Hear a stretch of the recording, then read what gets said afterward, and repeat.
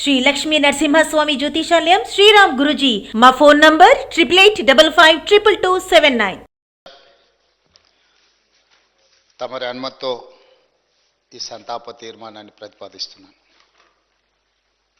తెలంగాణ శాసనసభ సభ్యులు శ్రీ మాగంటి గోపీనాథ్ గారి మృతి పట్ల ఈ సభ తన తీవ్ర సంతాపాన్ని వ్యక్తం చేస్తూ శోకార్తులైన వారి కుటుంబ సభ్యులకు ప్రగాఢ సానుభూతి తెలియజేస్తున్నాను. అధ్యక్ష,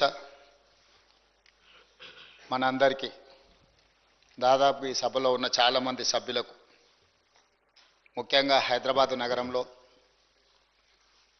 నివసించిన వాళ్లకు, చదువుకున్న వాళ్లకు చిన్న వయసు నుంచే మాగంటి గోపీనాథ్ గారు మిత్రుడు. 1963లో జన్మించిన మాగంటి గోపీనాథ్ గారు విద్యార్థి రాజకీయాలలో చురుగ్గా ఉండడమే కాకుండా వారు 1983లో మొట్టమొదటిసారి ఎన్టీ రామారావు గారు ప్రారంభించిన తెలుగుదేశం పార్టీలో క్రియాశీలక సభ్యుడిగా చేరి ఆ పార్టీ తెలుగు యువత రాష్ట్ర అధ్యక్షుడిగా వారు దాదాపుగా 7 సంవత్సరాలు సేవలు అందించడం జరిగింది. 1985 నుంచి 1992 వరకు తెలుగు యువత అధ్యక్షుడిగా, ఎన్టీ రామారావు గారి యొక్క పరమ భక్తుడిగా, వారికి నమ్మకమైన విశ్వాసపాత్రుడైన ఒక బంటుగా ఎన్టీ రామారావు గారితోని మాగంటి గోపీనాథ్ గారికి సత్సంబంధాలు ఉండే. అదేవిధంగా వారు అర్బన్ డెవలప్మెంట్ అథారిటీ డైరెక్టర్గా హైదరాబాద్, వినియోగదారుల ఫోరం సభ్యుడిగా వివిధ బాధ్యతలను వారు నెరవేరుస్తూ వచ్చిండ్రు.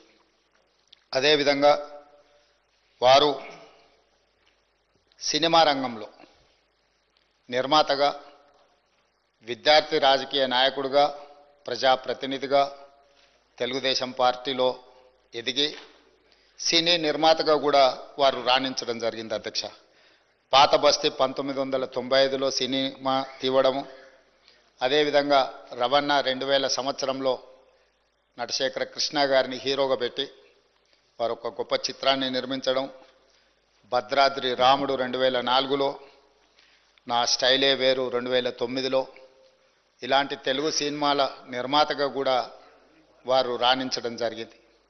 అదేవిధంగా వారికి నాకు అత్యంత సన్నిహిత సంబంధాలు, ఒక మంచి మిత్రుడు అధ్యక్ష మాగంటి గోపీనాథ్ గారు.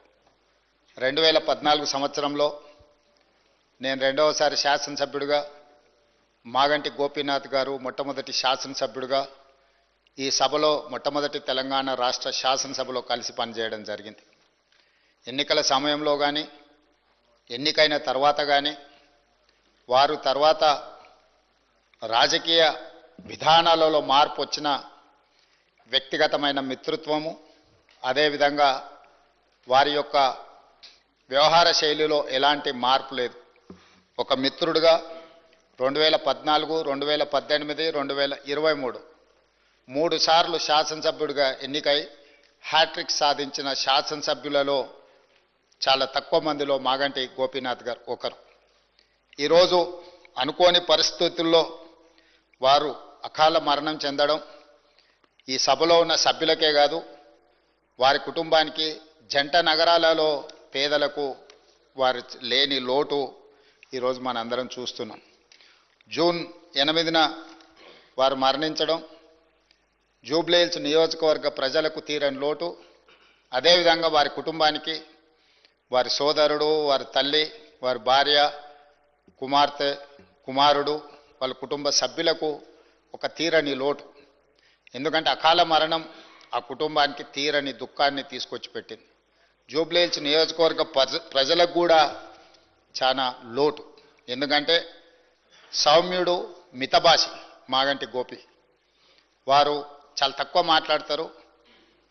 చూడడానికి క్లాస్ లీడర్గా కనిపించిన మాగంటి గోపీనాథ్ ఒక మాస్ లీడర్. జూబ్లీహిల్స్ ప్రాంతంలో ఉండే ఆ నియోజకవర్గంలో ఉండే బస్తీలలో పేదలతో వారికి ఉన్న సన్నిహిత సంబంధాలే రాజకీయాల పరిస్థితులు ఆటుపోట్లు ఉన్నా 3 సార్లు శాసనసభ్యుడిగా ఎన్నికై ఆ ప్రాంత ప్రజలకు వారు సేవలు అందించడం జరిగింది.